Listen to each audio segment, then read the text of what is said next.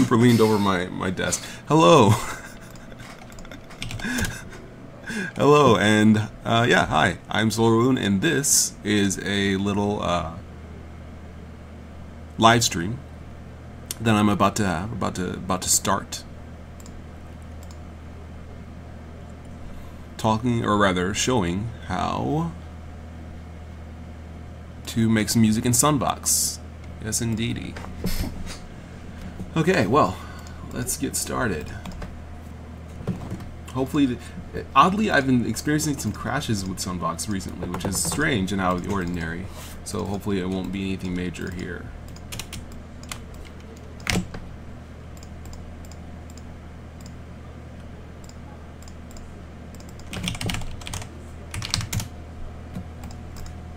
To combat that, I'm going to be saving pretty frequently. How's everyone doing today?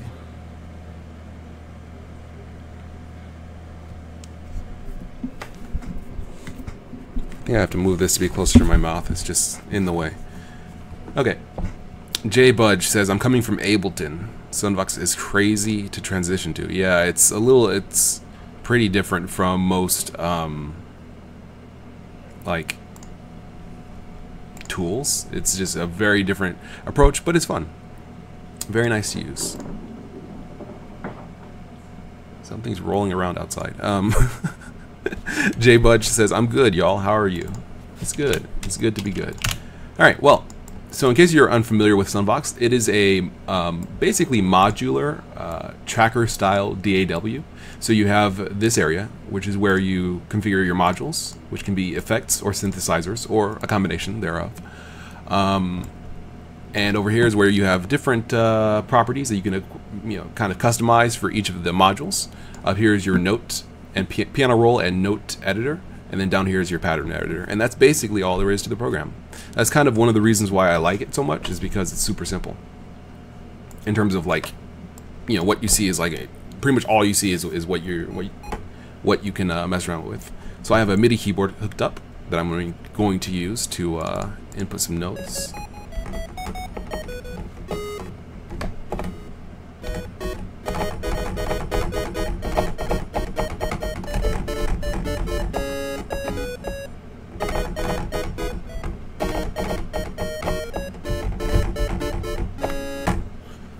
Okay.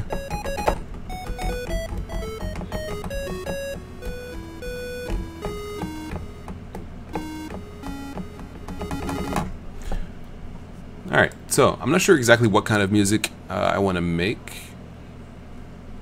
Let's see. Tad Hoffs says, I'm good. Good to see another live Sunvox stream. Still trying to get to grips with some minor issues in it myself. Okay, well then it's good to have these little streams where people can watch and hang out. Alright, so I'm not exactly sure what kind of song I want to make. I'm going to... I could do maybe like... I like kind of ambient stuff. I haven't really done some ambient stuff in a while, so maybe I'll do that. So for any like dark ambient stuff, you kind of need like a really solid bass line. Just a really deep bass.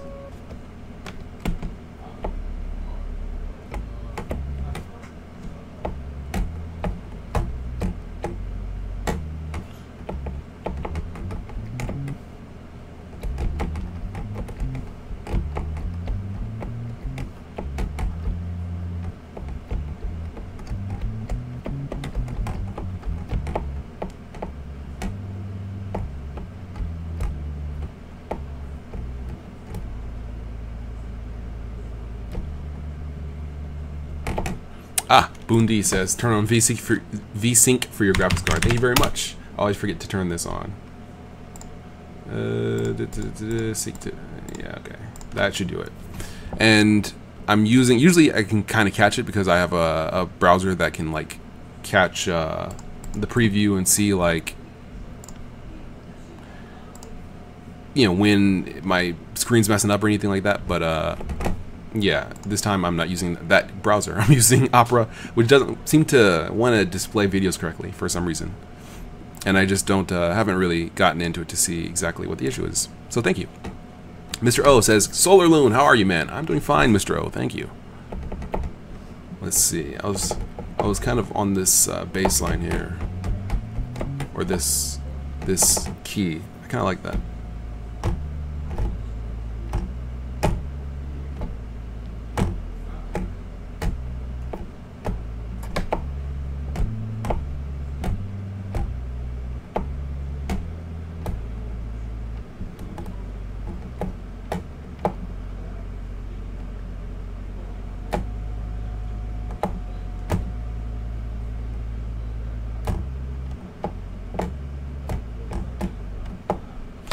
Mr. O says, awesome. What are you making today? I'm not sure. I'm thinking like some dark ambient stuff, like amp step, I guess. I'm not quite sure. I'm thinking about how to do it. I'm trying to choose a key right now. But that's the idea, I think, is like some kind of like really chill, kind of like head bopping music.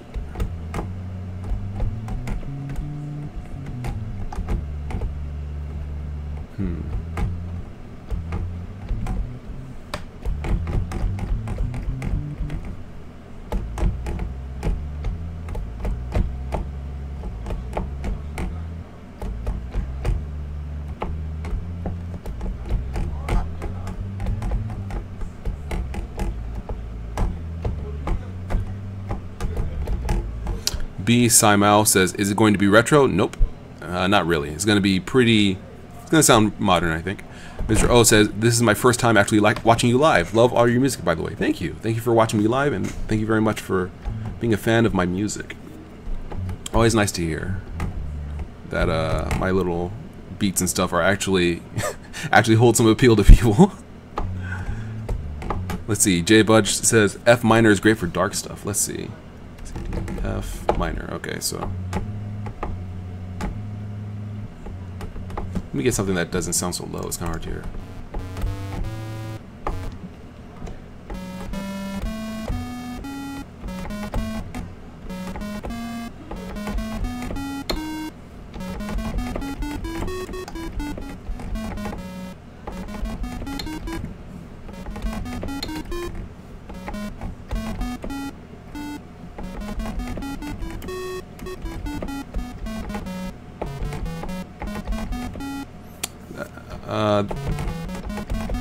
Huh.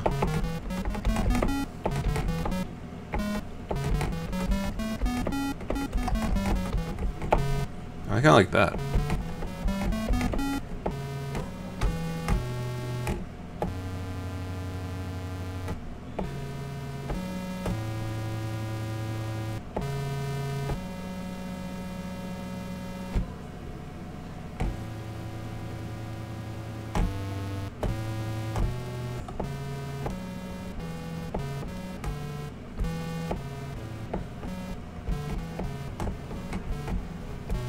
I like that. Let's get a piano in here, because I'm on that armored core that armored core Nexus, which I don't remember which one it was, but there was one that had like a really sick piano line in the garage section, the garage area of the game. You could go in there and it would just be like and this was ooh. Okay. So let's see. Get an amplifier going. I guess we don't need an extra one there. Let's get a keyboard, piano, acoustic, standard.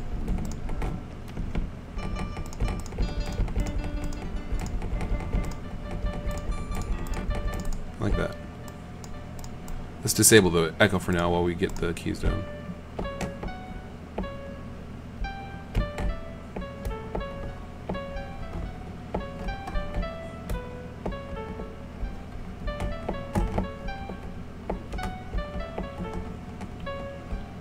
If you shift it to the harmonic minor, it would be darker. More minor 2 movements. J Budge. If you shift it to the harmonic minor, whoops, harmonic minor. I'm not too familiar with the names of stuff. I have to look it up now. That sounds like a good idea, though. Let's see, harmonic minor. And that the 7th note is raised 1 semitone, both ascending and descending. The 7th note is raised. Okay, so it's like that's a normal minor, normal C.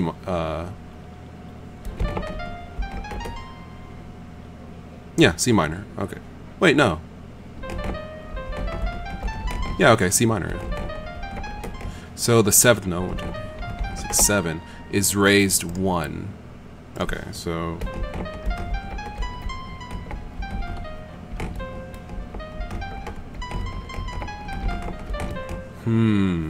That does sound creepy, but I'm not really going for creepy. I'm going for more... I'm going for chill. I think I like this.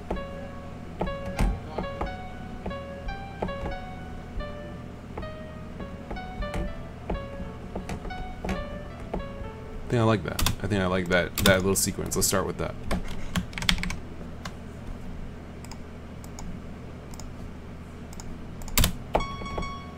Go a little low. Mr. O, J Pudge with the tips. Yeah, exactly.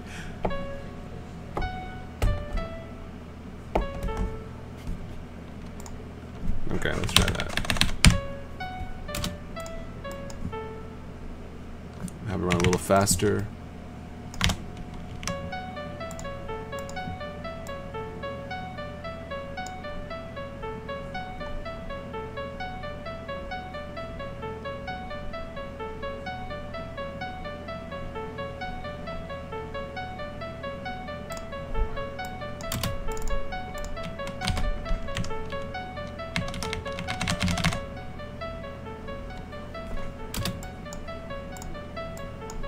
Kind of filter that down.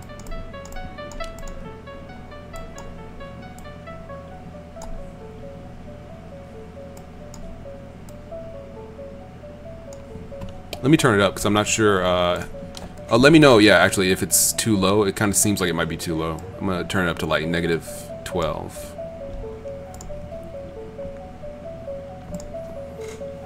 J Punch says, sounds like you about to make a trap banger. It kind of does sound like that.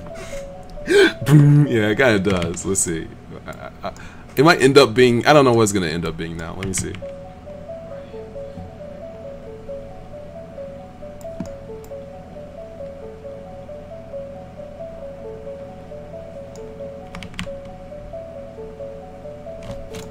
Actually, I think lower. A little more filtered, yeah.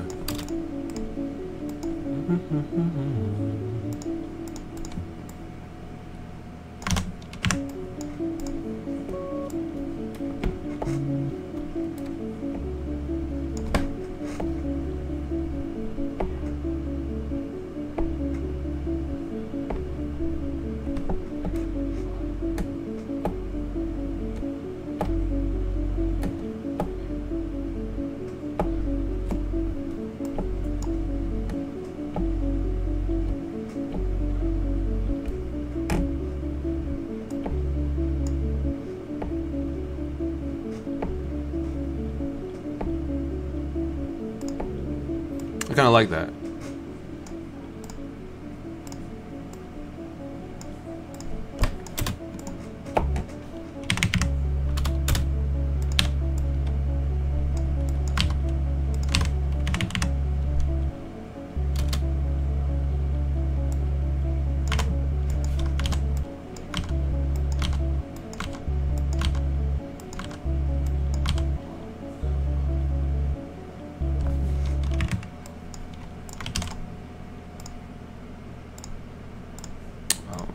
Here. That way.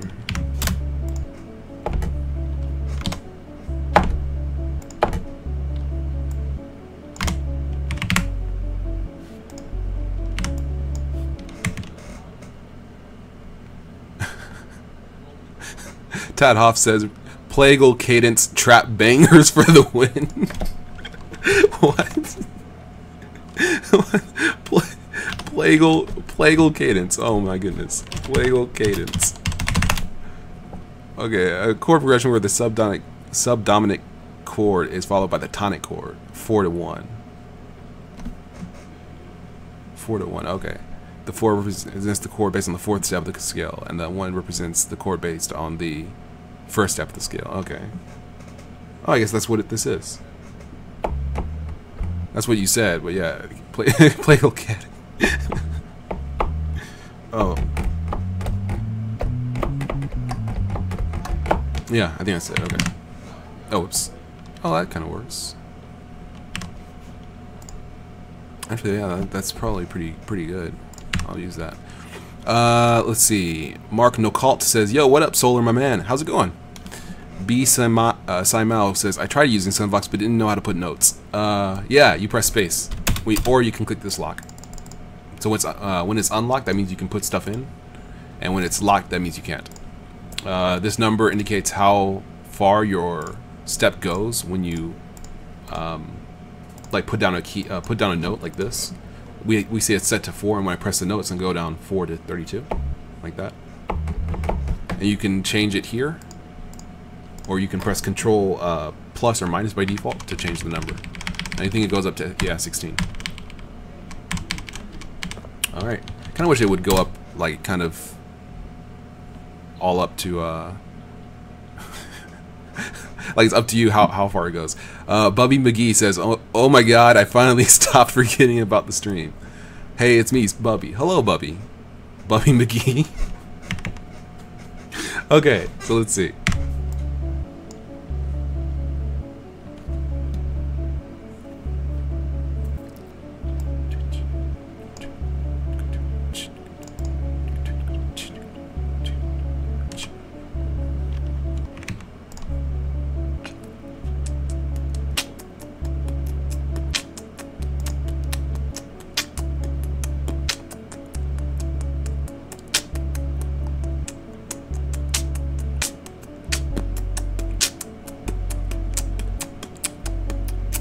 I kind of like that. I kind of like this like kind of real chill approach. Bruno Mars asks, what are the pros of Sunvox as opposed to other music making softwares? And Mark Nicole says, well, it's mostly about what kind of approach you like when making music. Yeah, that's basically one important part of it. It's free. It's cross-platform. That's really important. Both of those. Because, I mean, like, there's not a lot of options on Linux. There's not a lot of options in general for making music, which is kind of a shame. Like, you kind of have... Well, I guess there are a lot of... Well, I don't know. Because it's like you have... I mean, for, like, modern, up-to-date software, it's not that many options, I feel like.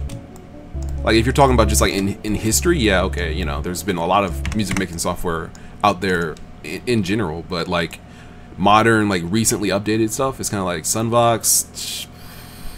Reaper, Reason, Logic. Like you kind of like quickly get to like the high end stuff. Like there's not really a lot of low end or medium range tools. That's the way it kind of feels. Maybe I'm wrong. I haven't gone to like a record store, not record store, instrument music store where I can like see like, oh yeah, there's other tools available. So I wouldn't really know based off just like non-internet usage.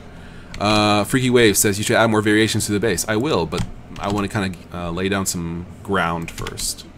Kind of establish what the song feels like first. Want a strong reverb, but not too strong.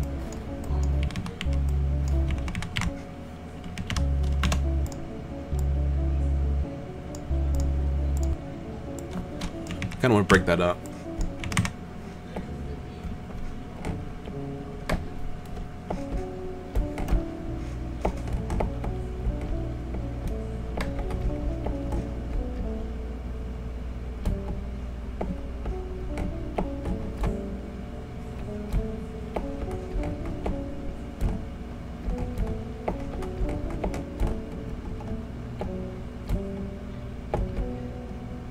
Yeah, kind of like that. Do, do, do, do, do, do.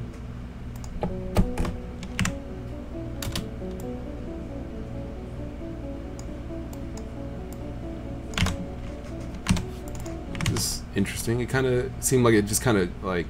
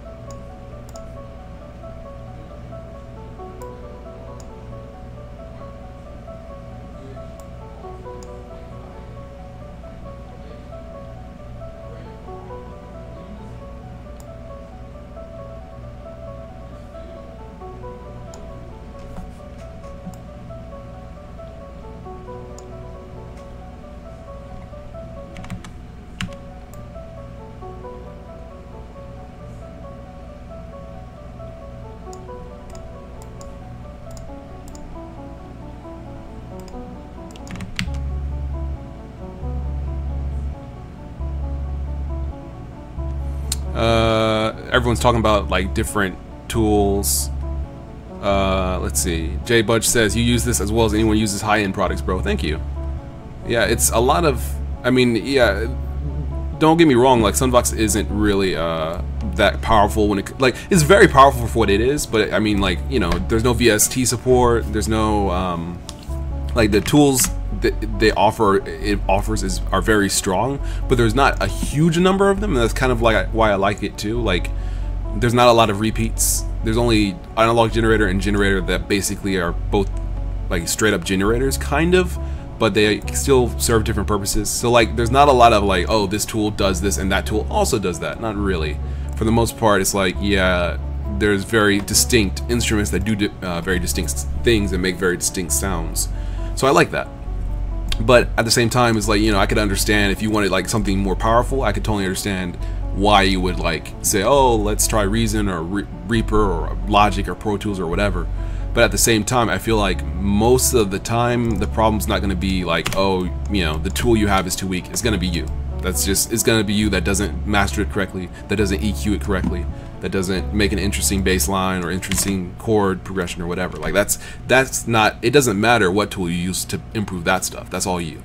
So it's like, I'm not too like eager to move on to other tools because I know that the weakest part of the chain is always going to be me, more or less.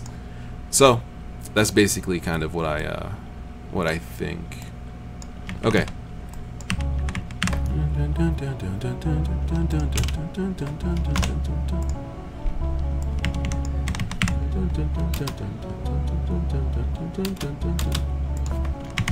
It's kind of repeating a little weird. Oh, whoops. There it is.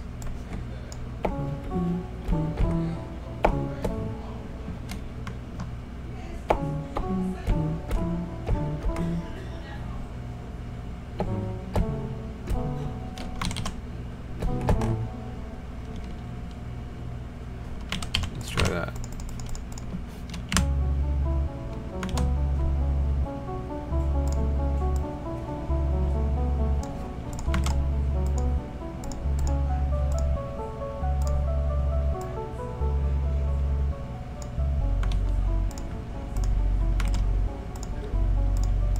Oh, whoops. I should have just copied and pasted this. There we go. Let's see. Yeah, people are talking about like VST support in Sunvox. Yeah, it's kind of like making cross-platform VSTs. I know it's possible because I think it's possible, but at the same time, it seems like it's kind of difficult to like really assure. You know, which is a shame. You would think that by now, different people would be wanting to make music on different things enough where you wouldn't really have too much like one platform tools. Like, you know, here's an entire library of instruments specifically for Windows. It's like, well, you would think that there would be more of a kind of medium, more of a, what's the word? Standard, cross-platform standard for that kind of stuff. But I guess we're just kind of now getting into the stage where you have like Bitwig, Sunvox, where you have other tools on at least Linux, and then, you know, Mac. It seems like Mac has a pretty good like library of like most music creation tools kind of seem to support Windows and Mac. Maybe, I don't know. I have to look it up myself. Mark Nocult says, what's new in Sunvox 1.9.3? We're not sure yet. He has yet to put it out there. Alexander Zolotov, aka Night Radio. So everyone's eagerly waiting for the next version so we can see if we got a new instrument or something. I would love like some sort of math synth where you could like type in formulas to like kind of change how it sounds. Because I feel like if you had that kind of control, you could have like a lot of control over how it sounds and what it sounds like. Especially if you introduce like different variables, like, you know, maybe the note velocity or something like that, where it's like, oh snap, you have entire fields available to you, not just pre-made stuff, entire ideas. Let's see. Yeah, okay. Let's get a pad in there.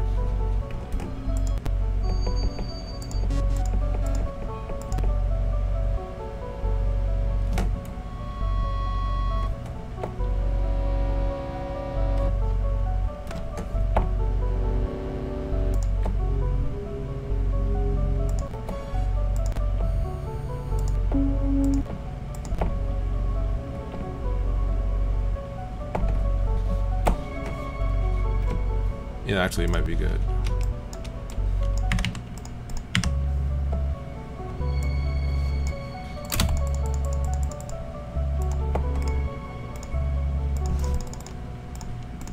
Alright, so I'm thinking like...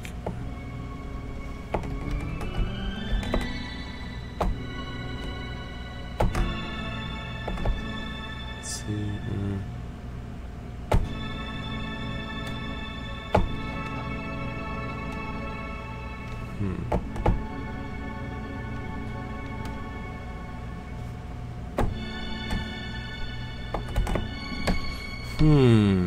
That could work.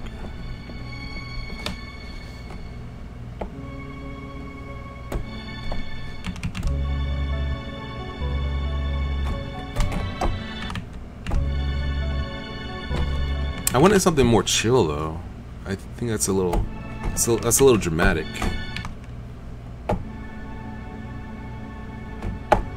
Maybe I just want maybe like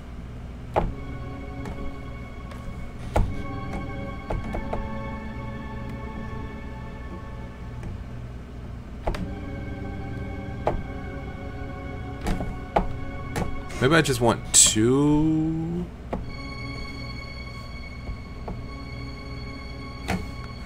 Because I feel like a full chord would just be too strong. Too strong, too in your face.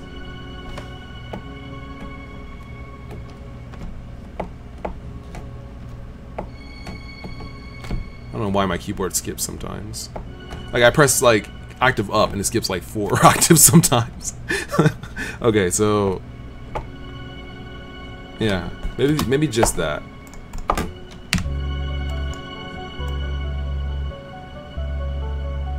We can change it if necessary. Let's also kick up some attack on there.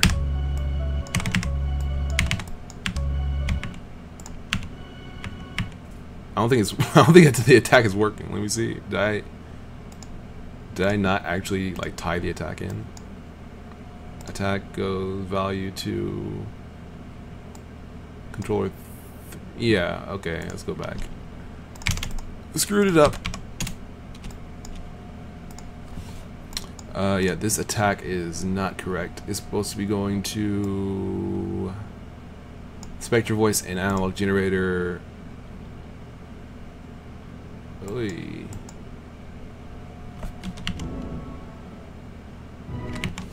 Yeah, I think this is incorrect. Let me see.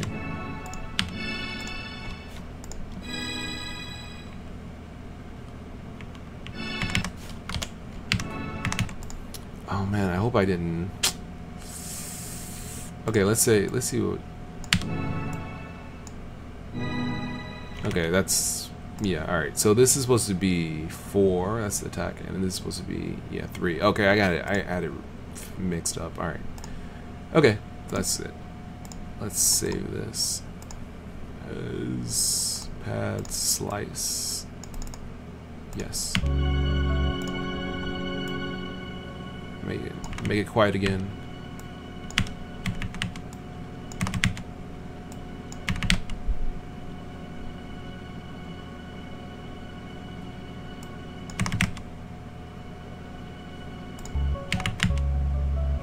Yeah, okay, that's nice.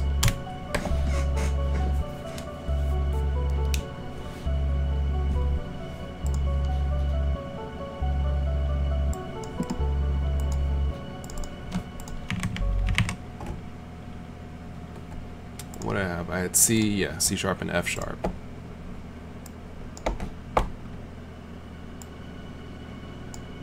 And then drops to F sharp, so maybe like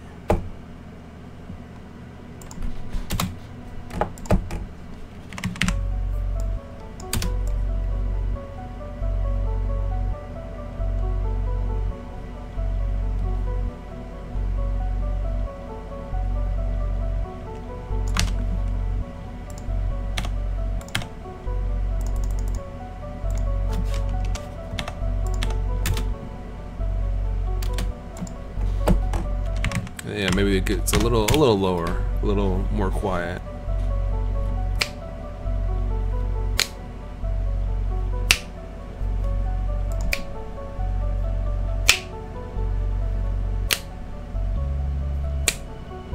Yeah, okay. That's kind of a good start. All right. Let's see. Freaky Wave says some wavetable introduction got evocated. I'm not sure. How do you know? Also, a feature to import pixelating progs as synth in Sunvox. That would be insane. That would be pretty incredible, because I don't know if there is yet any ability in other programs to actually program a synth like yourself without using VSTs or something like that. Like where it's just like, oh yeah, just use this, you know, Python or C++ or C# or, you know, Lua or whatever, or in this case Pixelink, to like make your own synth. That sounds insane. I'd love to. Whew. I mean, just to have a full like language at your disposal, I have to, because I mean, you can already like make your own synths yourself using meta modules, but they're just rearrangements of basically existing synths and effects, which, you know, that's still pretty powerful. But to actually be able to like have a program that like does things, oh man, I have, whew, oh my goodness, that's almost better than VST support. I have to, ooh. Okay, let's see. Mr. O says, I love the look of Linux. Wonder if I could get a Linux look on my laptop. Yeah, it's pretty easy if you have Linux. If you don't, well, if you don't have Linux, I'm sure that there's ways to do it. I'm sure there's Windows like themes and stuff, but this is Budgie. This is Solus OS, the Solus Linux with Budgie as the default window manager. And this is using, I think you might be right, who said that? Mark Nocalt? Yeah, Evopop. I think it's Evopop for the theme, and the icons might be something else. It might be Arc or Faba. I'm not sure. But it's pretty quick and easy to just like find themes, especially on the Software Center. You can just like go and grab some stuff or whatever. So that's always nice. All right, so this is pretty good. We just need to add a beat, basically. Could be a little quieter.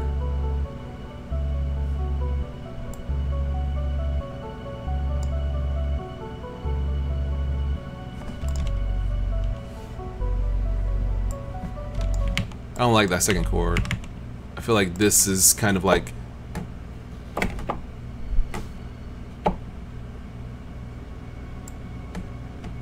yeah, wait, okay, it's this. I feel like this is kind of like a,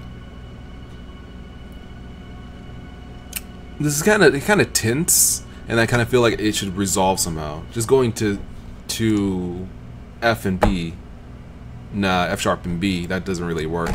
If it's here,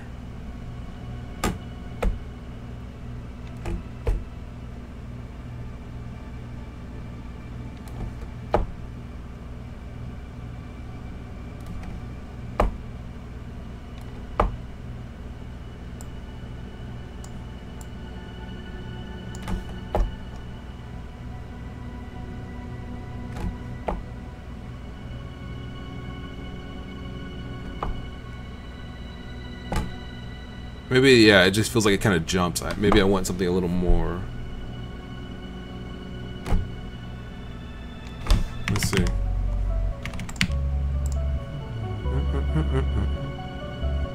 Let's see. Martin Occult says, definitely Evopop is the default in Solus. I don't think Evopop is the default. I believe it's Arc. I believe Arc is the default.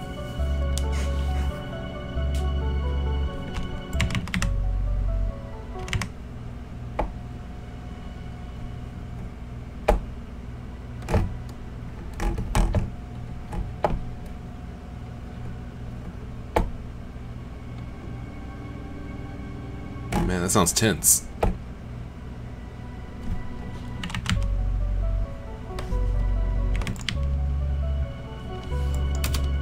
Maybe I should lower this.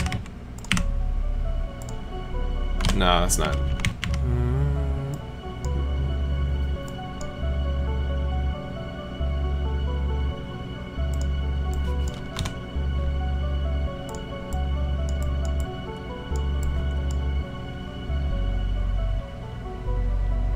It's weird. It feels like it's resolving, but the chords aren't. And when the chords resolve, the bass doesn't. It's weird. I mean, the notes are the same. Oh wait, let's try switching them. It may be because we hear the F sharp highest, and then the B sharp, I'm sorry, the B highest after that. Maybe that's what the issue is. It's kind of throwing me off. Throwing off my ear. Let's see. Let's try switching the bass lines.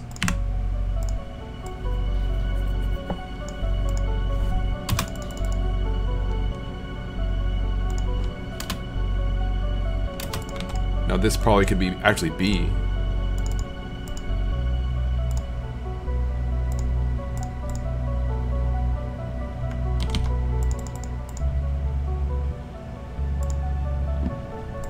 I like that. I like that a lot. And then go back. Yeah, yeah, that's really strong. I like that.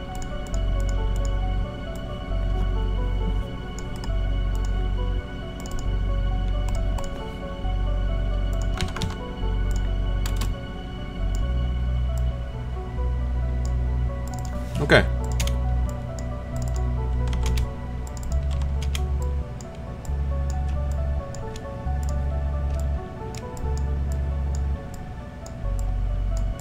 Now, I'm kind of torn between like having kind of like a chill beat, a chill like percussion, and doing like some like drum and bass kind of like chemical stuff. I don't know. I have to see exactly what I'm gonna do with this. It sounds chill, but I feel like the drums being fast would really contrast well. Let's see. Tad Hoff says, does anyone know if you can combine control outputs in Sunvox, like combining a multi-control module's output with the output of a velocity to control module to control a filter cutoff or something? I believe you can, because multi-control just changes the value of a parameter. So if you have like a velocity to controlling a control, you might be able to do like velocity control mapped to a multi-control, because I think like velocity control, I'm pretty sure just takes an input of velocity and outputs a control value.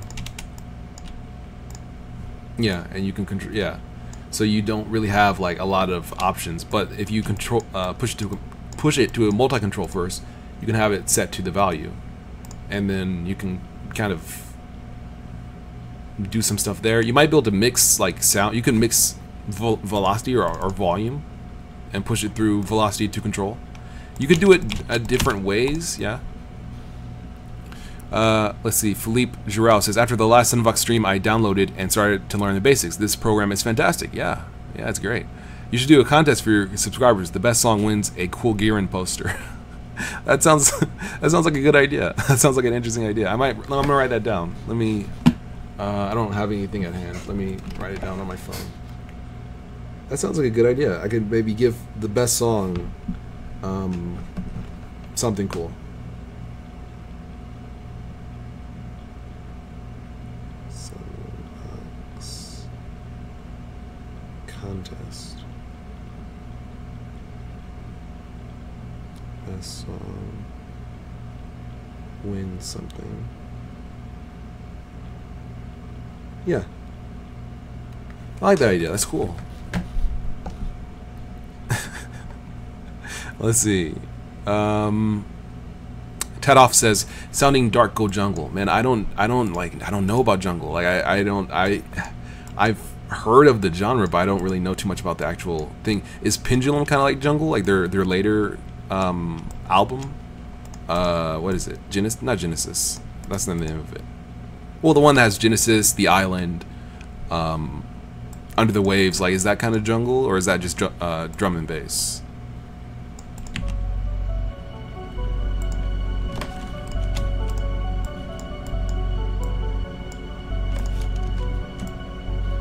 Yeah, okay, this is our side chain in.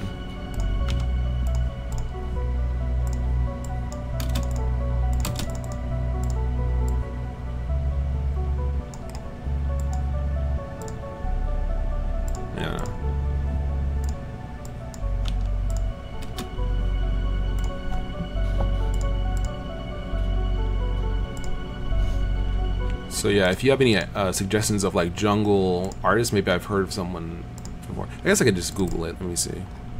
But I want to ask you guys. Do my work for me. Let's see. Tadhoff says, jungle is like the beginning of drum and bass, but it covers a bit of ground. Pendulum is definitely drum and bass and not jungle though. Okay, so it's not like Pendulum. but it's kind of the beginning of drum and bass. I have to see.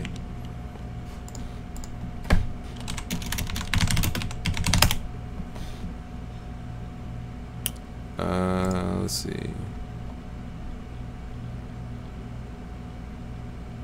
Breakbeat. The Wikipedia. Wikipedia says the stylistic origins is breakbeat, hardcore, techno, hip hop, reggae, dub, dancehall, funk, and house. So it's kind of a little bit of everything. MC50. I have to look it up. I have to like get my brain together with that. But I think I like jungle. I think I like the genre. I think I would like how it sounds, but I'm not sure.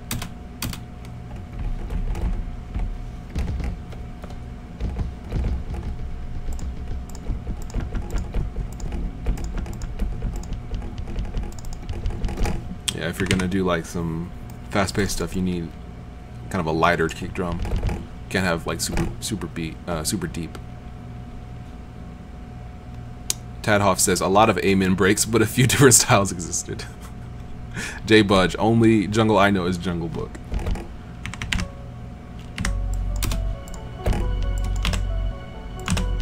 For now, let's just put something there. Let's just put something down real quick.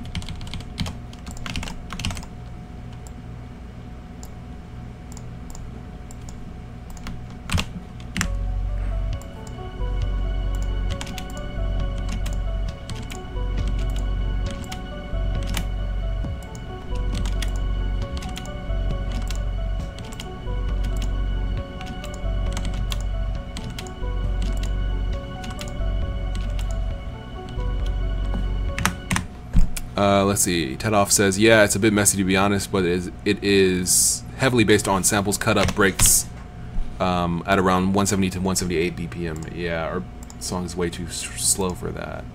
But we might be able to, and it's not even evenly divisible. Let's see what happens if we speed it up.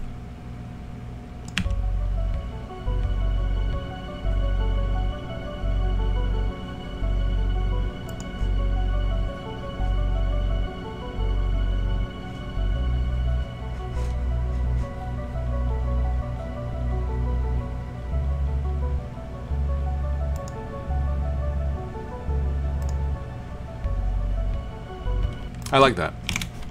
We're gonna do jungle and we're gonna do ambient somehow. How exactly, I'm not sure, but we're gonna do both. We're gonna do both either in the same song or just like as an alternate kind of thing we can like toggle. Okay, so this is gonna be a side chain.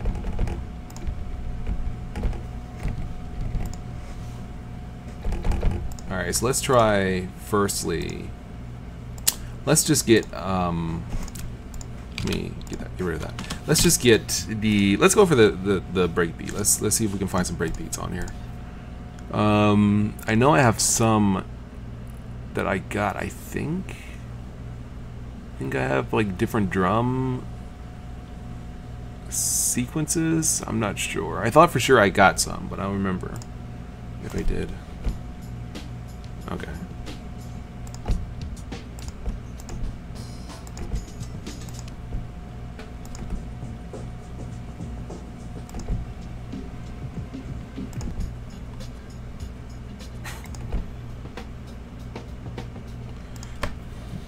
These drum loops are so common. Like I feel like I've heard them, heard absolutely all of them.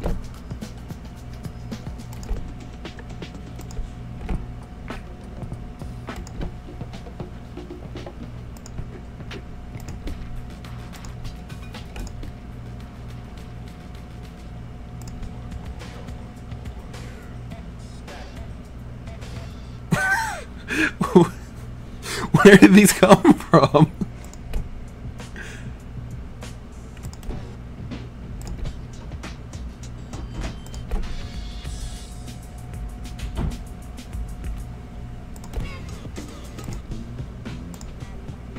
Okay, let's see. Let's see. I know I have some in Key Archive. I don't think I have any other drum loops that I know of.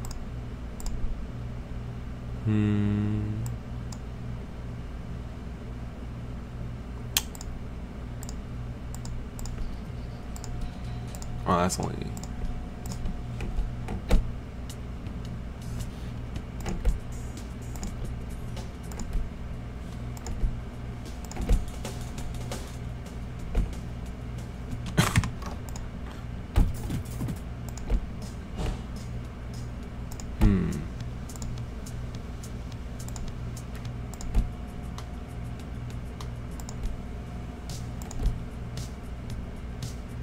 Oh man, this sounds like so 80s. I completely didn't know I had these.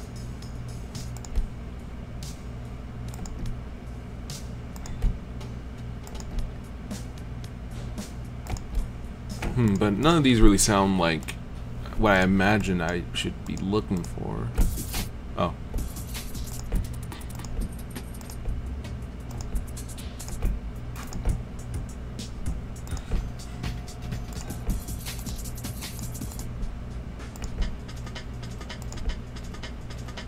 Bomberman 64.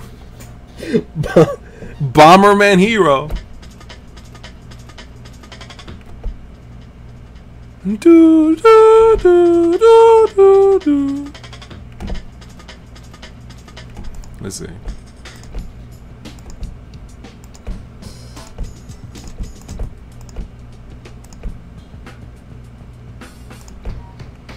Alright, since I don't know what I'm looking for, let me listen to the song again real quick.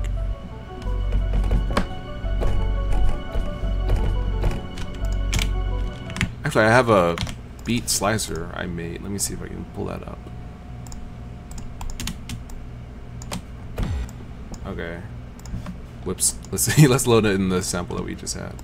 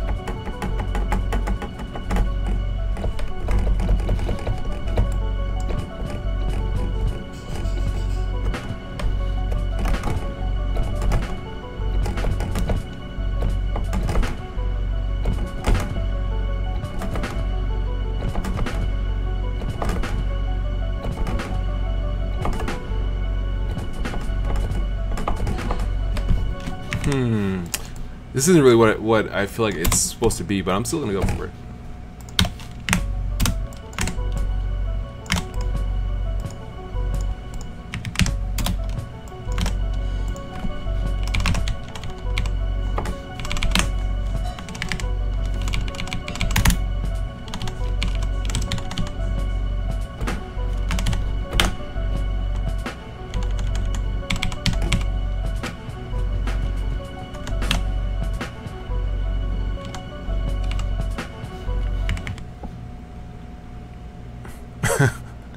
Let's see.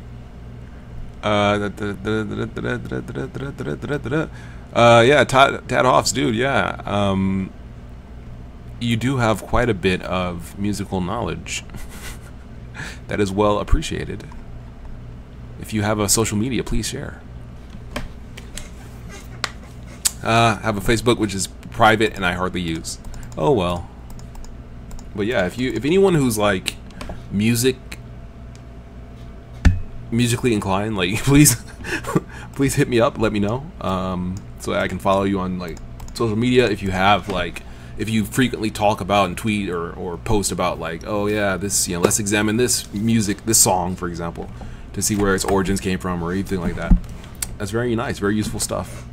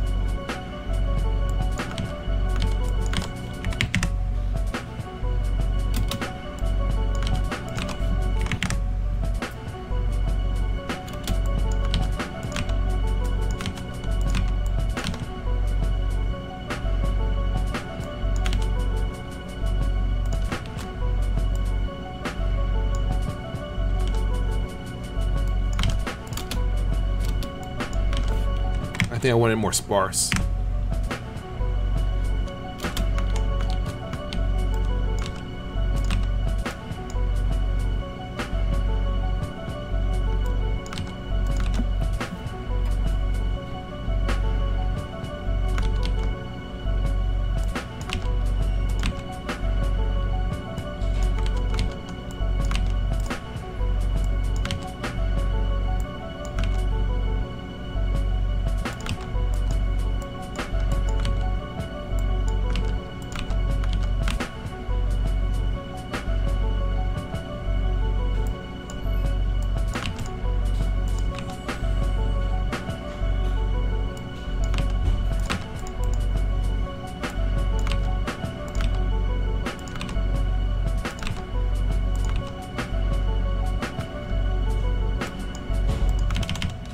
Alright, let's see. Let's try that. Jay Budge says, if anyone wants to delve into that kind of analysis with me, hit me up. I'll break it down, James Brown. Let's see. Socks Ace Sound on the gram. Mr. O put me onto your tunes yesterday. Been hammering it out, trying to understand. Oh, wow. Thank you. Let's see. Or maybe you mean someone else. In which case, sorry. Alright, let's see. Okay.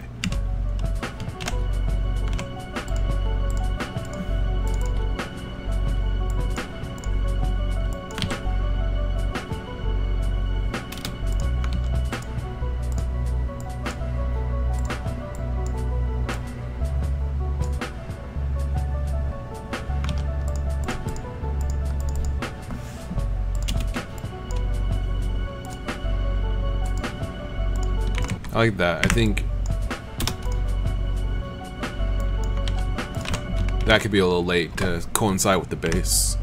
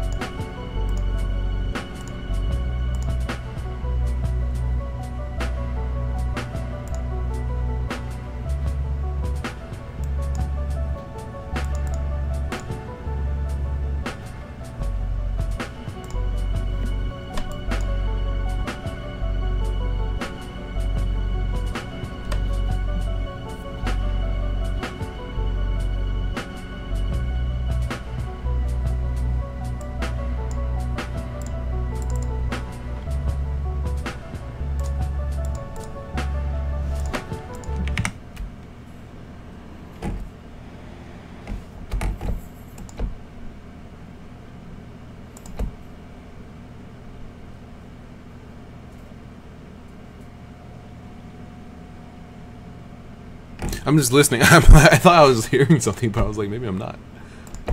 Are these just really quiet? Okay.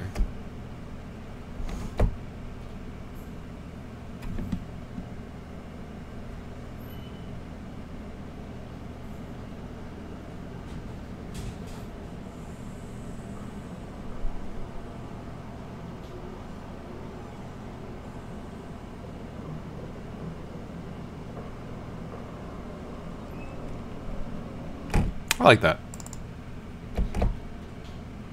How I'm gonna use that, I'm not sure. I'm thinking I'm just gonna like play it underneath the track, just really quiet.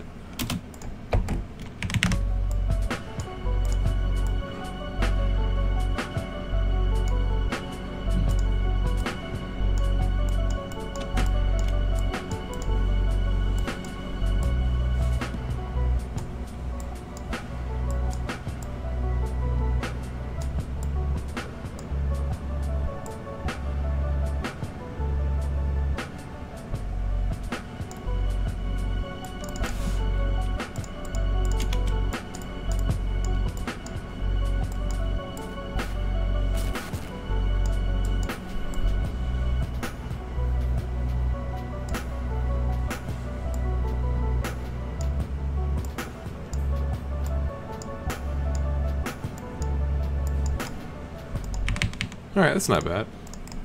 Let's make this a little louder. I mean, make this longer, rather. Oh, there we go.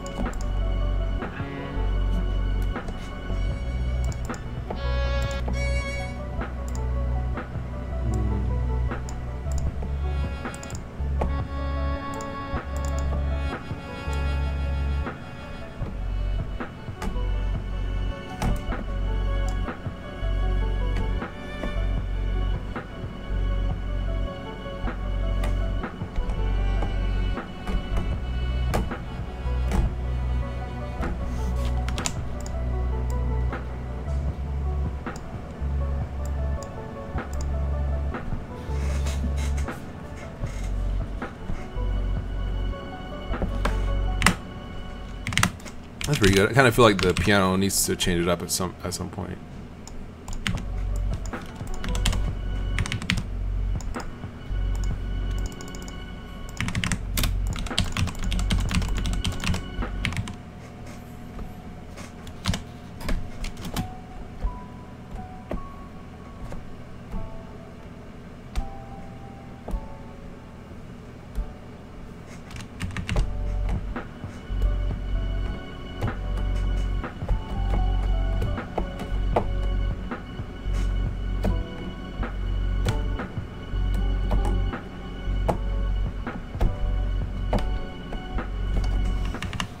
That's pretty.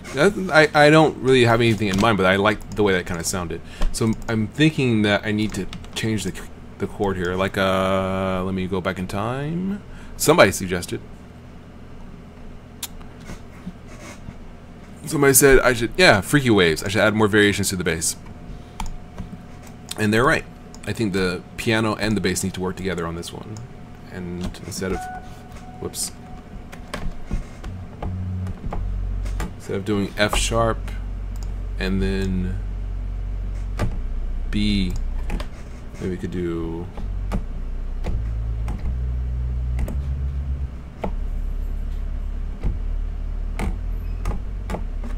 C sharp might work.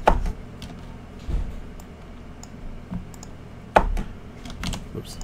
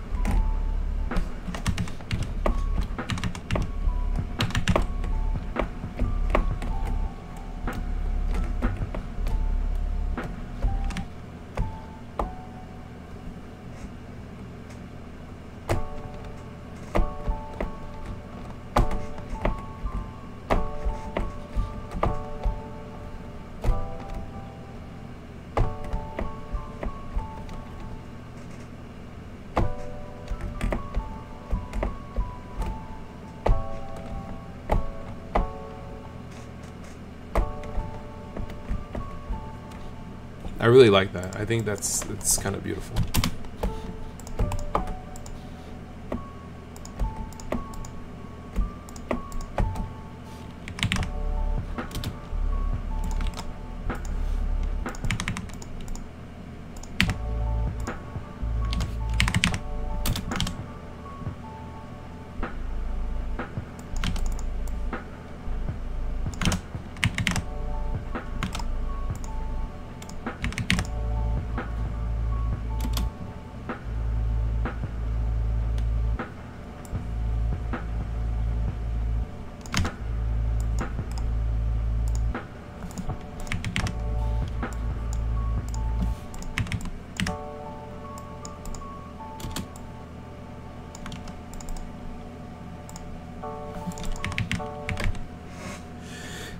Excuse me. Okay, so let's see. So I'm doing like.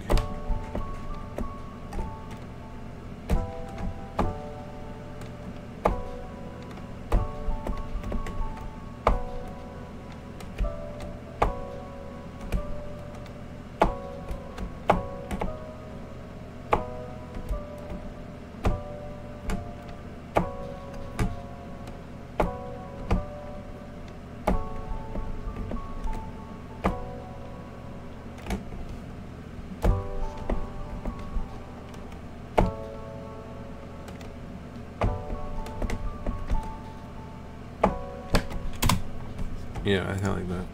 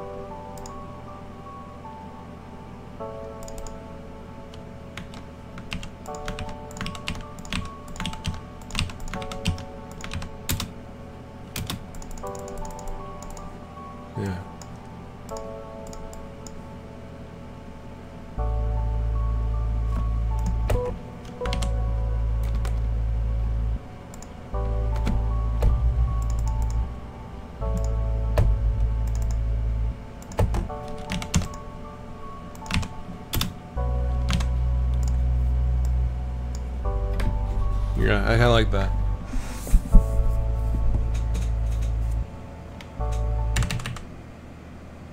Let's see. Tadoff says, well, someone had to craft the tool. Oh, wait. Oh, he said, did anyone see Aphex Twin's recent Vimeo of him making one of his old tracks using Player Pro Tracker? Going back to, it's the craftsman, not the tools. Learn to use a tool to its strengths, yeah. Is he even real?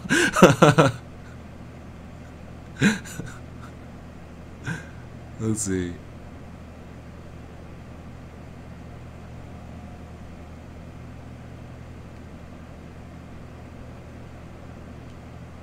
Is he even real?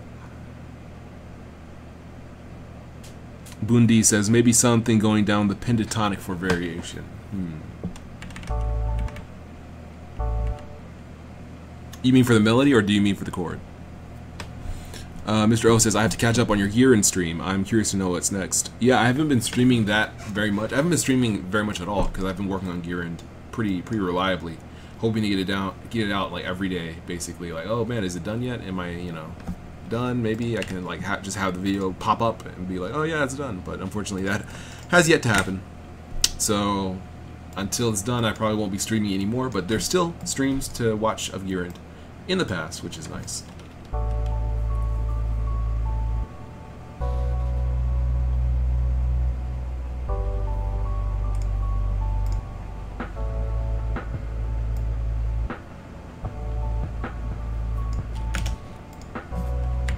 So, oh, whoops.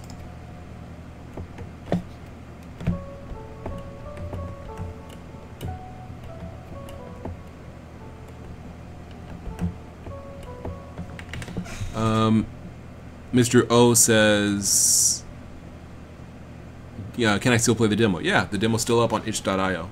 I've yet to update it since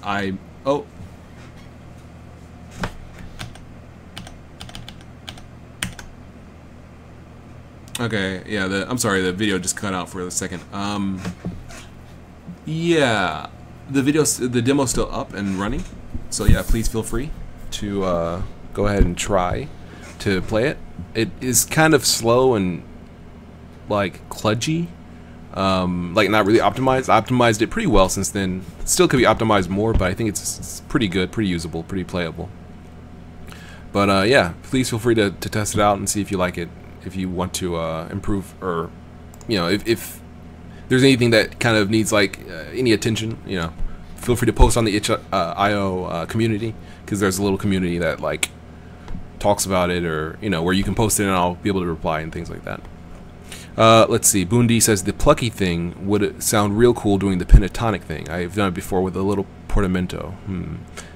I assume you mean instead of this, something else could do it. Well, I guess I could have the cello do it. Let's see. Let's try that. Mr. O, will you be updating the demo? Probably so, because yeah, I feel like I probably could / should update it. There's not really any, besides like most of it's optimization that I would like really want to. That's the real reason why I would want to have the demo updated. So I think I'll update it.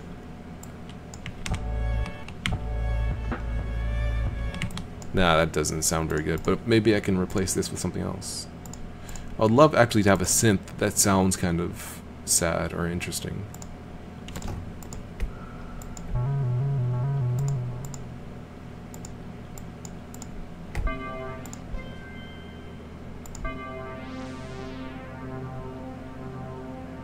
I don't know what that is, but let's see it.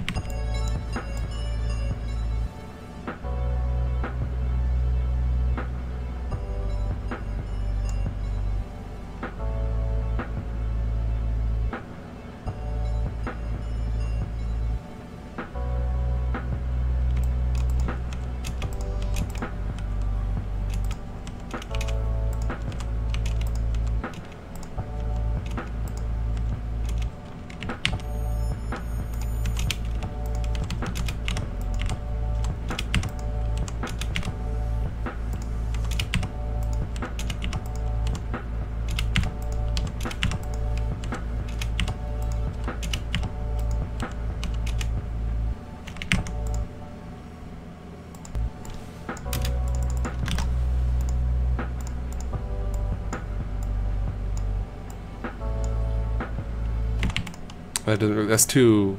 Wait a second. Can I adjust the? No. Okay. The attack's just like set like that. All right.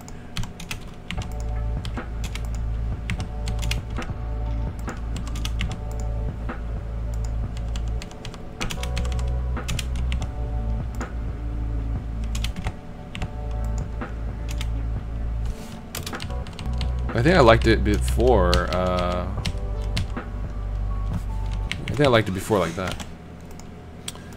We might. The melody could really use some work. It's not really fixed. The kind of where it is.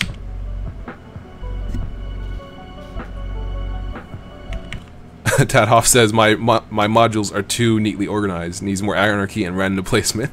It's updating my reverse OCD. It's upsetting my reverse OCD. That's ridiculous. Whiskey Dog says that was the PlayStation intro sound. I didn't hear it.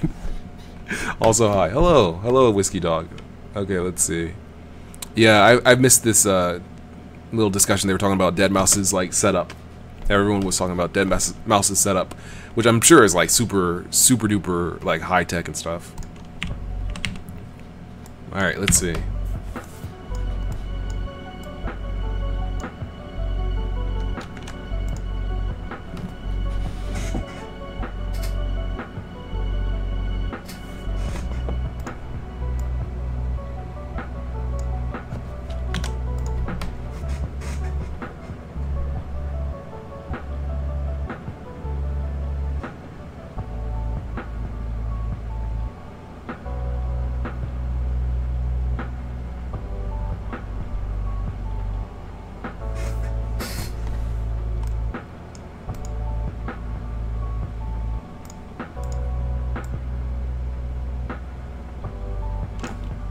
That's not bad, but I think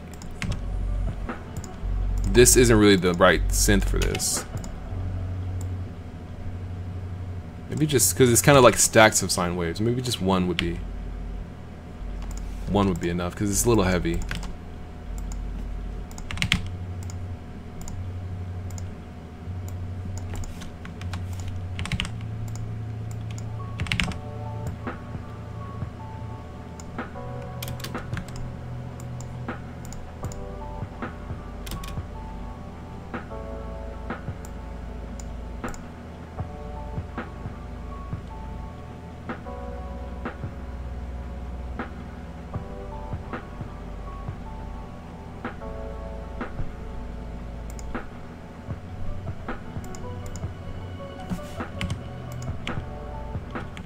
This doesn't really sound. This doesn't really match that well.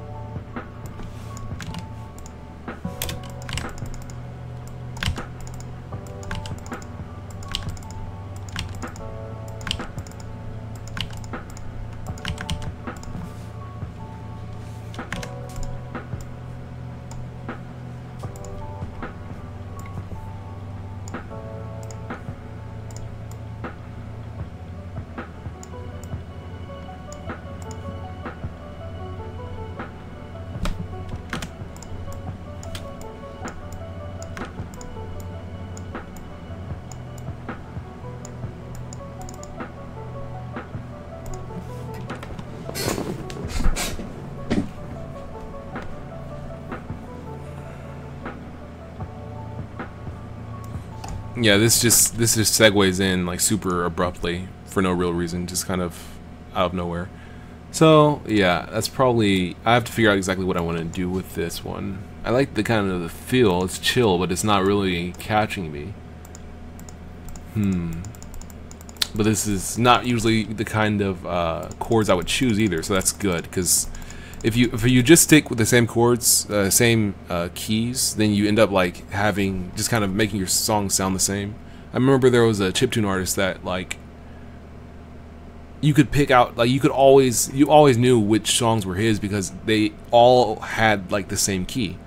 They all had the same key, or at least they were all arranged the same way. Even if they had different keys, they all sounded like they did because of just like how you kind of moved around or something. But it was super. Like, I didn't like the style of one song, and so I didn't like the style of any of the songs because they all sounded the same. So like I'm trying to avoid that. So just even using chords I wouldn't usually use is helpful. It's a good idea. Mr. O says it would be interesting if Sunvox got a makeover and looked brand new. That would be interesting, but I kind of like the way it looks now.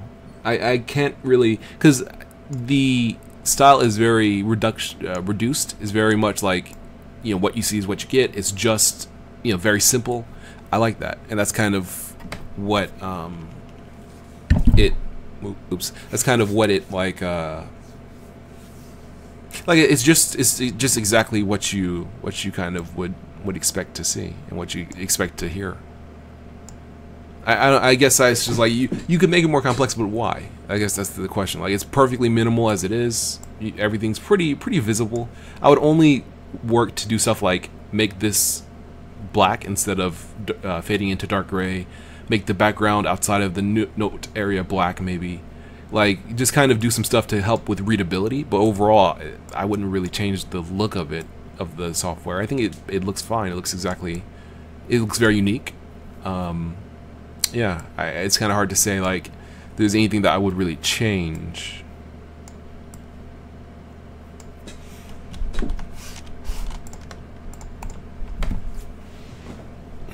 Let's see. Bundi says Saw with super long attack, maybe. It's kind of coming toward the end. You mean the end of the pattern, or do you mean the end of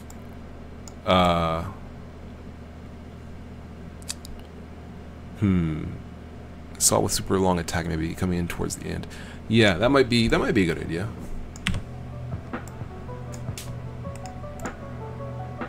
Like somewhere around here, it starts kind of coming up.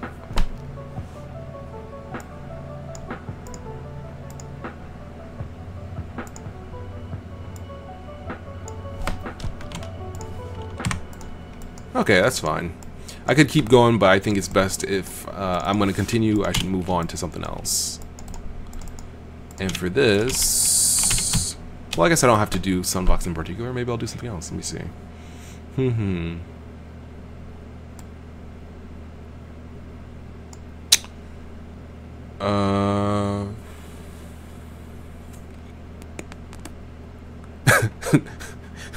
Tad Hoff says air horns. Always put air horns on everything. On every song, every sound, just air horns constantly. Okay, maybe I'll show a little bit of what I have for Gearend. Let me see what I have here. Yeah.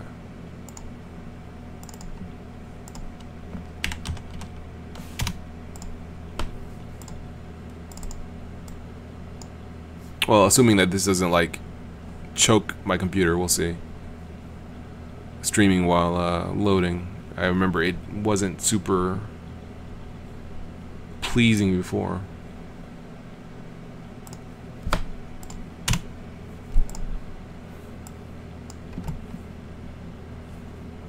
Well, I guess while we're sitting here, we might as well do something.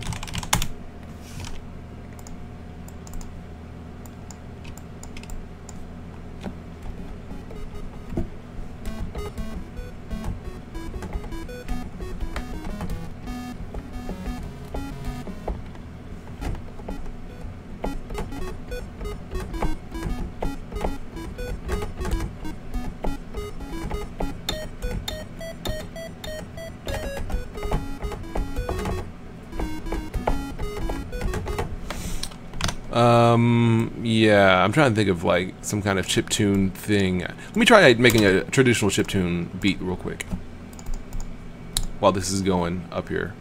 So a traditional beat, like NES style, is just like super duper simple. For like 4 channels, 5 channels maybe. Like, I'm trying to just like super reduce it. So let's say we had a bass line. Let's do triangle.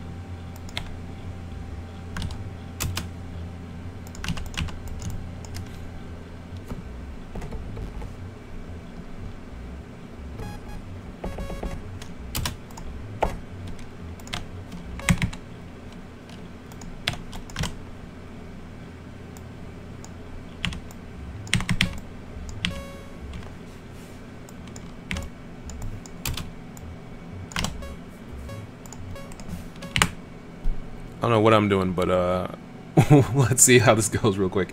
Let's get a arpeggio. Somebody mentioned chiptune, like traditional chiptune, or just chiptune in general. So I'm gonna try it like a traditional chiptune beat.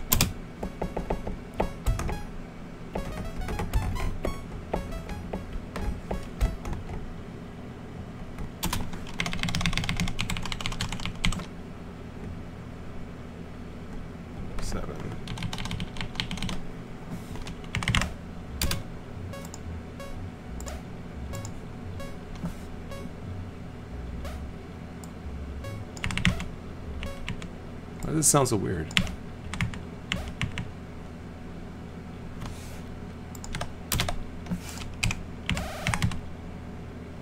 It's weird. Is it just too fast? Okay, yeah, I guess so. Let's shorten it.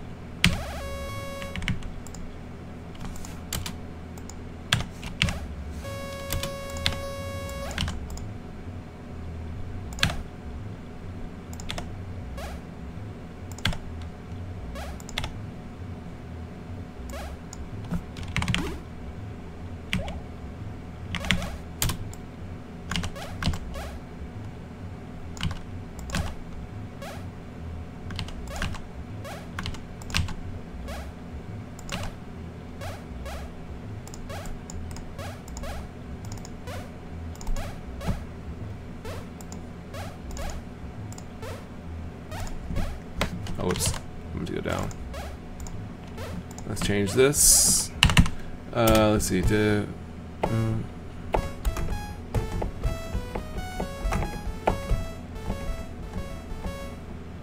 2, 3, 4, 5, 6, 7, 8. Oh no. Then 1, 2, 3, 4.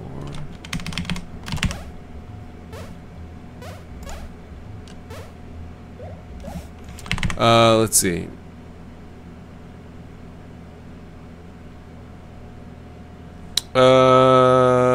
Mr. O says, Solarloon, I love your melody. Thank you. Everyone's talking about air horns. And then Whiskey Dog says, this program is kind of intended for chiptuning stuff too, right? It can do chiptuning stuff. I mean, like, it can do it fine, but I feel like to put it into that box is a little reductionary. Like, you can do a lot with it. To just put it into chiptune is like, well, yeah, you can do that, but there's more to it, I think. Mr. O says, perfect for chiptune, but most definitely for fun, not any serious production. He's talking about perfect tool for his music. I see. Yeah, I think that I think it's pretty good. I think it's a really good program, and it's pretty approachable. Pretty fun to just mess around with it. But I feel like the more you use it and the better you get with it, you definitely can hear like considerable differences between like a well-produced product, a well-produced song, and a poorly produced song. Even if it's like, you know, trying to be like or an orchestral piece. It's like, yeah, there's some stuff you can do in here to make it sound pretty good, I think. I don't know what this is going to be, but it sounds like some kind of stage fight.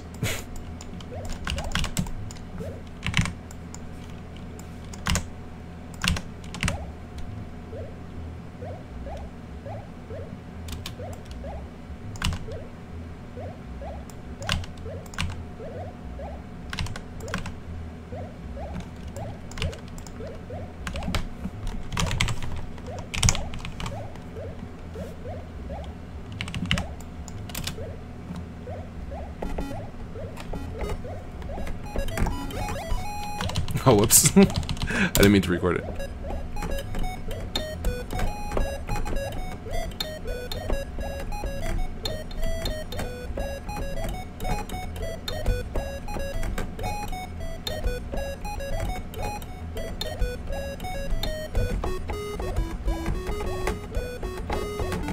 Wait a second. I feel like I kind of got an idea.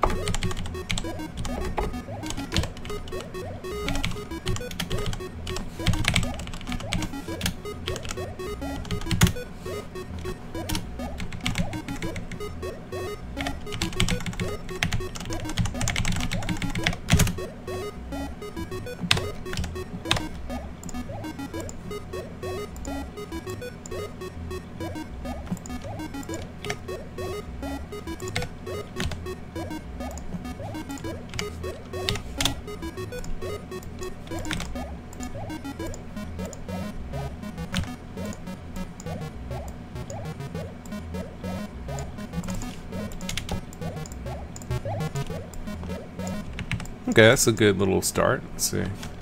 Let's see where this goes. Also, yeah, it's much louder now.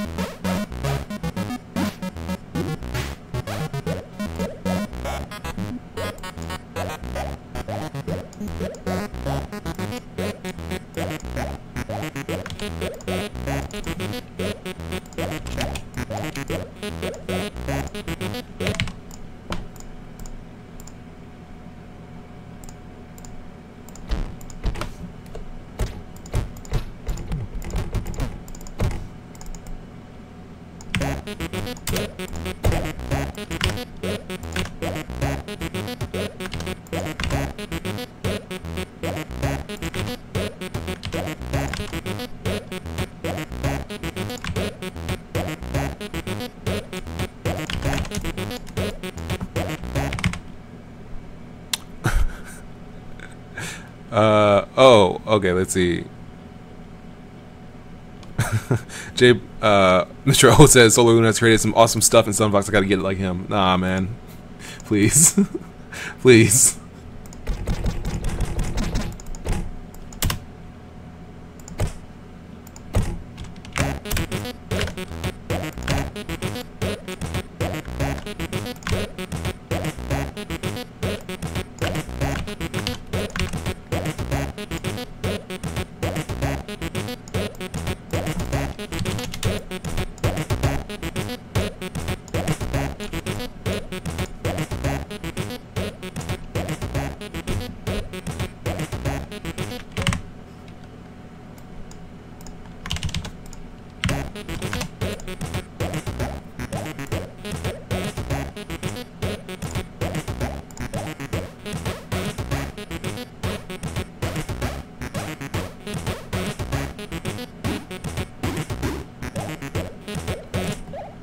This is weird. Oh, wait. It might be... Yeah, that's helpful.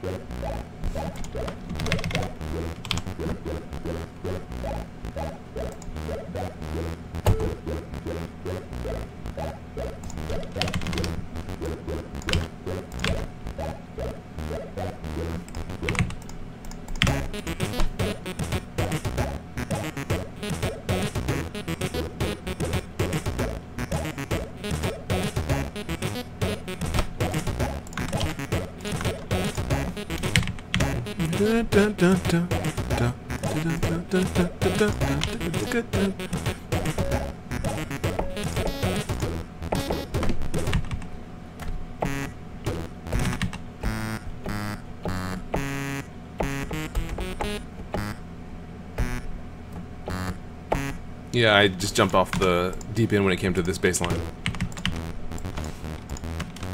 What I should have done is probably something like this.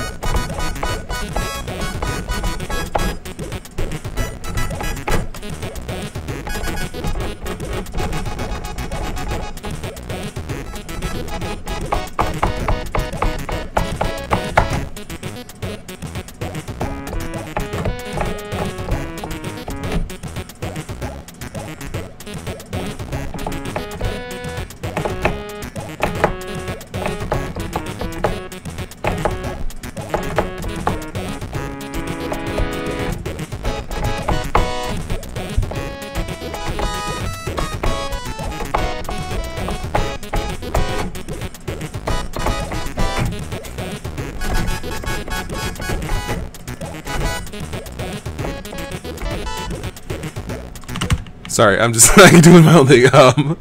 Sorry, everyone's talking and saying stuff. Let's see. Oh man, you guys are talking about No Man's Sky and dynamic soundtracks. Oh man. Okay. Mr. O says, Solar Moon, how did you come up with your name? I was playing. I signed up for Xbox Live, I think, and I was thinking of a name to sign up with. This was maybe like 10 years ago. And I was like, maybe like sun and moon together, solar loon. Yeah, okay, sure, something like that. I think that was pretty much how it happened. And I said, okay, yeah, let's go with that. And I just never stopped using it. The Whiskey Dog says, it's okay, Loon. You just entered the zone. The zone where people enter. Only music can escape. The year is 2931 and a half. People live in the zone. Can you live in the zone? Of course not. Only strong people live in the zone. Solar Loon went to the zone, but he wasn't strong, so he never came back. He died in the zone. It's like the zone. The zone takes no prisoners. The zone takes all. Well, I guess it takes all prisoners then. But that's neither here nor there. I guess it is there. It's the zone. That's actually a hard voice to do. The zone. Coming to a head. Well, I don't even know. A person near you? I mean, I don't even know. Like, where is the zone located? Okay. All right. Let's see. I like that idea. I like this musical idea I got going.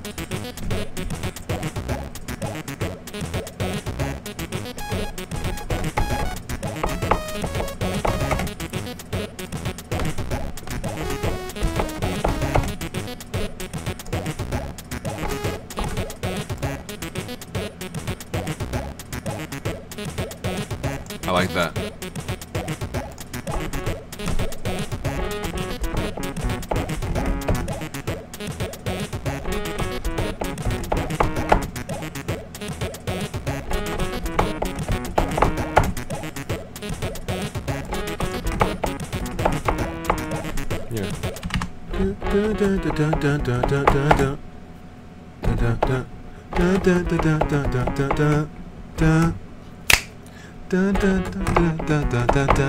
Yeah, I like that.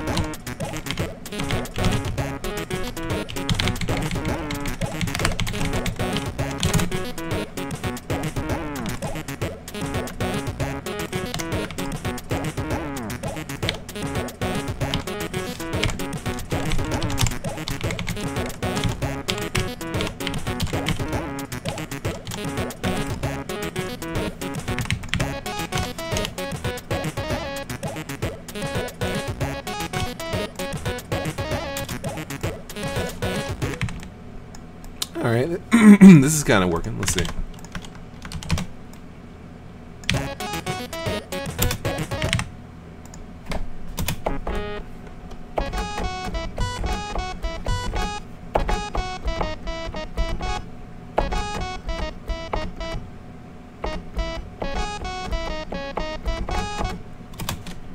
see.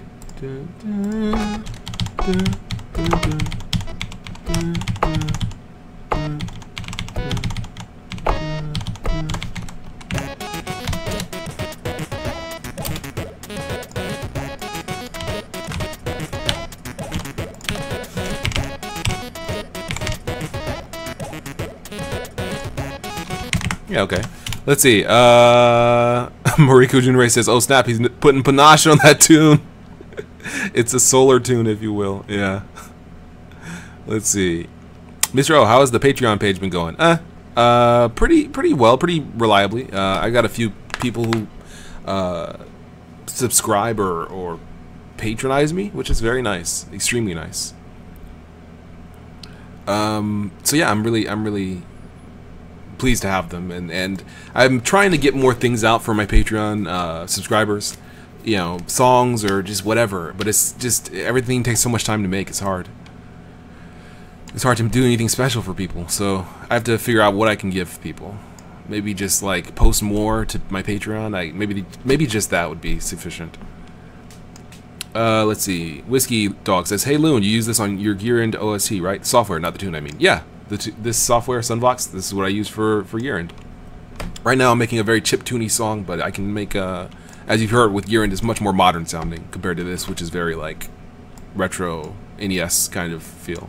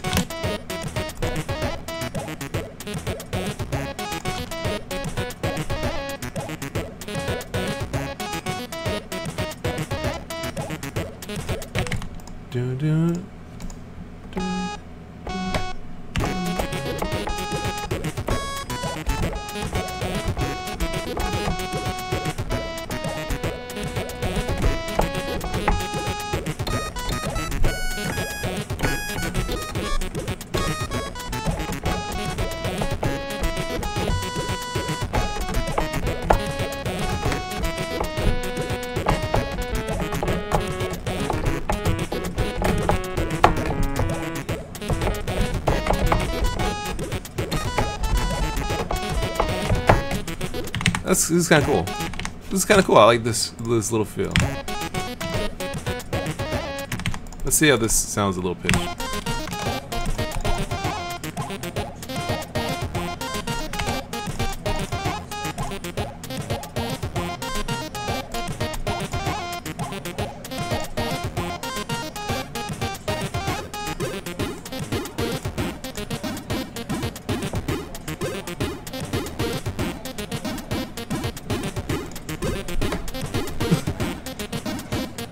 Yeah.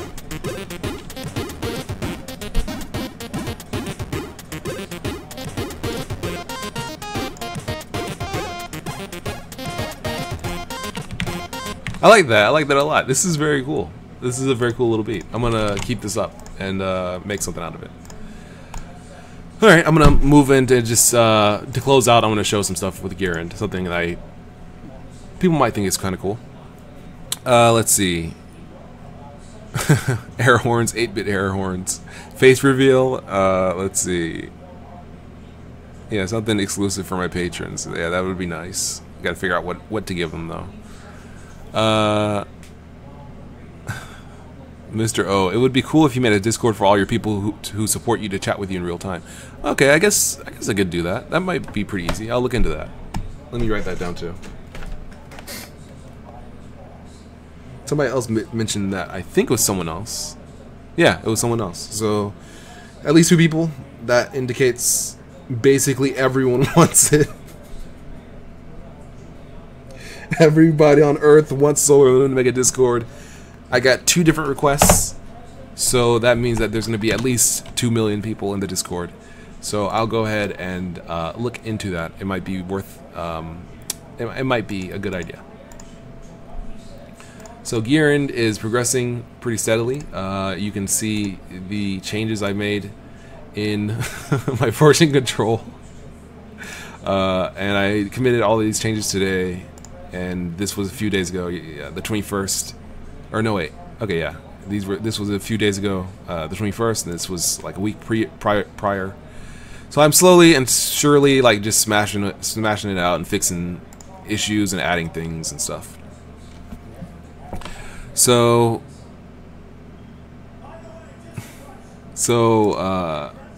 yeah, there's quite a bit to go through here. Why is this not? This is strange. Okay, there we go. So yeah, there's quite a bit of effort going into the game. And something I thought might be interesting to people is how I plan to distribute the game. I used to use a tool called Packer, which is specifically for libgdx games, and basically the idea behind libgdx titles is that you package a Java runtime environment, a JRE, in with your game, and then you run the game with the JRE, and it also gives a little executable that just gives some kind of professional feeling, point of entry kind of a thing. But I wasn't able to get it to work with Linux. I was able to get it to work initially, but then after that it changed, or I downloaded a new version or something, and then suddenly it no longer worked. So what I did was create a custom script, a Python script called distribute.py, and for some reason it's not opening. Or is it just slow? What's going on? Okay, that's strange. And the idea behind this thing is that it does basically what Packer did. It examines your Gradle file to see, like, okay, what's the name of the application? What's the name of the jar file that gets generated? It basically, you can configure like JREs to package for each platform, and also if you want any extra like files to add in there. And also it'll strip out some of the unnecessary stuff from the JRE. And so yeah, the process is pretty smooth and it works pretty nicely. So it's just kind of something interesting. Like I'm getting more kind of tooling things working, which is nice. Something else that's kind of interesting is I added to BDX the ability to run a post-export program, which allows you to basically say, okay, when I export the game from Blender, run this other thing too. So it can, for example, loop through your scenes and give you a list of all the scenes in your project, or loop through your project and find all of the I don't know, all the textures that are available, all the sounds or music that are available, things like that. So it's nice to have that ability to just like, you know, kind of add that kind of just a starting point where you can be like, oh, I want to, you know, do something special when I run my game. People over here are saying 2 million people, only 2 million, let's get them all. Oh, my stream dropped again for some reason. I'm not sure why. I'm not sure why my stream drops like this sometimes. No idea. But they say only 2 million, let's get them all to give $1. Solar Loom would be well financed then. That would be nice. That'd be really funny. that'd be an interesting approach to things. If only it were that simple, so to speak. Let's see. But yeah, I wrote it myself, Whiskey Dog. Yeah, I wrote this script myself. Python's a really nice language. I like it. Except for importing. For some reason, the import process is very... Like, I was trying to do some other things, and importing seems really, like, poorly... Well, I don't know. I don't use Python very often, so I'm just kind of using it more often, and I can understand why I might make a mistake as opposed to someone who's more familiar with it. But like, I think the idea is that you can't import things in a circular manner, but they just recently added the ability to set types for things. So for example, you can say, oh, here's a function that takes, let's say it's a square root function, right? And it takes two integers. So you say x, that's an integer, and then y, and that's an integer. And my coloring is like making it absolutely unreadable. But basically, like this kind of thing, like, okay, that's cool, that's a type thing. But if you want to say, okay, well, instead of an integer, let's take something from another module, you have to import that module. But then if in that other module you import this module, it won't work. So it's like, how do they expect you to use types, especially if you want to use types that are from classes from other files, if those classes also require types from this file? And you might think that's kind of absurd, and it kind of is, but like the use case for me was just a normal, ordinary kind of game engine kind of thing. So it's like the scene needs to know about the, let's say, application or the game to have a reference to it, but then the application needs to know about scenes to have references to them. So it's kind of weird. I don't know. I have to look into it, I guess. Jay Budge says, this man's a genius. No, I am not a genius at all. Thank you nonetheless. But yeah, so anyway, this is an interesting little thing. I put it up on my GitHub. I think it's there, but it's not really like as nice as I wanted it to be. I want it to be kind of like more prepared for other people, so they have the option to use this instead of Packer if they so wish. It's basically just basically does what Packer does, but without the executable at the end. So it's not quite the same, but it's kind of similar.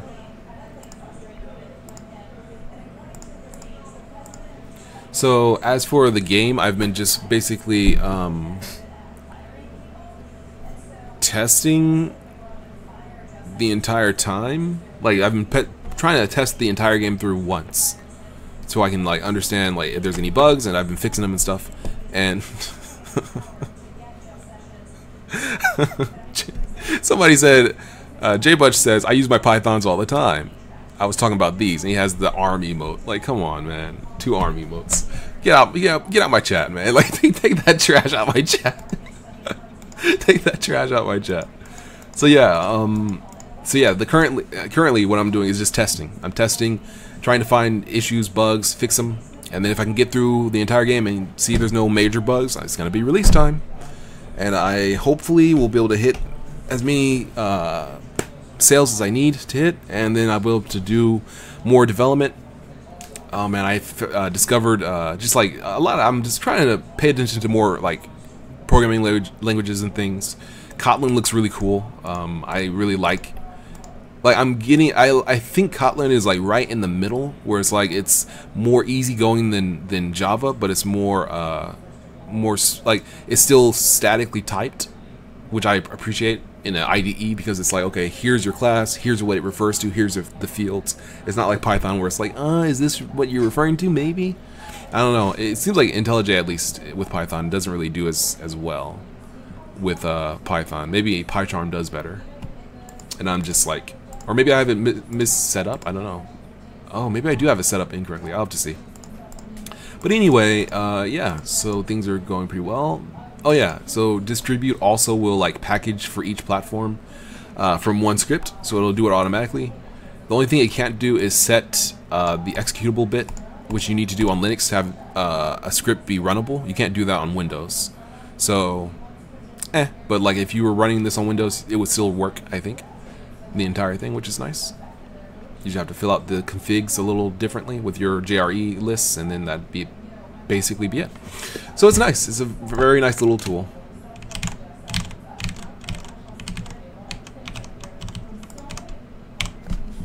Let's see. Is there anything else I would like to mention or talk about? Not to my knowledge.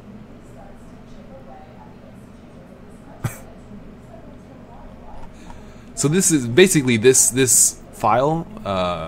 For anyone who's like, let's see, hold on, I'm getting some chats. Tadoffs, I'm going to bed. It's gone 4 a.m. right now here. Man, that's, yeah, please go to bed. Do you know when you will be doing your next Sunvox stream live? I don't know, I tend to alternate. So like today is Sunvox, the next time I might do art, the following time I might do game development, and then it might be Sunvox like the following time or something. So it alternates. I can't really say for sure what I'm gonna do Friday, but if Gearend's done, I might be doing game development. Maybe I'll be making some more stuff on Gearend, or bug fixing, or working on something else. I'm not sure. But yeah, the next Sunvox stream probably at the latest next Friday, I guess. Yeah, something like that. But I'll be having at least one more stream this week, at the end of the week, I believe. So yeah, lots of cool stuff coming down the pipeline. I'd like to do something else for BDX, another thing, but I have to think about it. Anyway, thank you very much for watching. It's been a couple hours, so I think I'm going to call it here. yeah, it's been lots of fun. I'm going to probably take a break, maybe play something, and then go back to work. Maybe I'll just go back to work. All right, well, yeah, thank you very much for watching. If you enjoyed the stream, please feel free to head over to my Patreon or my Bandcamp or whatever. You can find the link in the description of this video / stream.